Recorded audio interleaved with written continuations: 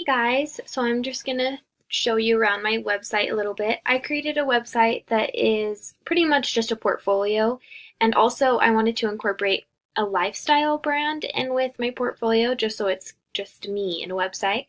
Um, so I just wanted to keep it really simple. I'm just focusing on three main things: motherhood, photography, and then design. And eventually there's going to be a portfolio with some images and designs and things that I have done on my homepage too, but that's in the works. I have my contact page that has a picture of me, kind of a little bit about me, and then how to contact me, which I think will be really useful for using this as a portfolio.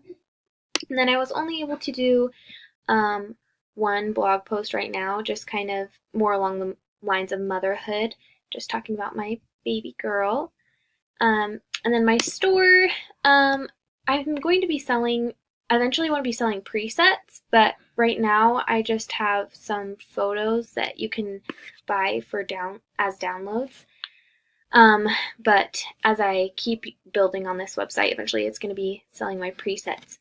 Um, so I really enjoyed this class. I think that the most difficult thing for me for sure was learning the Divi Builder. I had a hard time figuring out all the modules and rows and everything like that, but I'm kind of getting a handle on it now that it's the end of the class.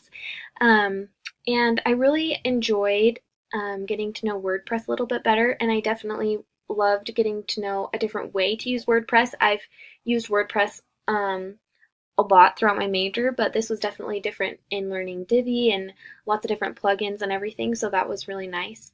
So I just wanted to thank everyone for watching, and I'm glad that I got to spend this class with you guys. Have a great day.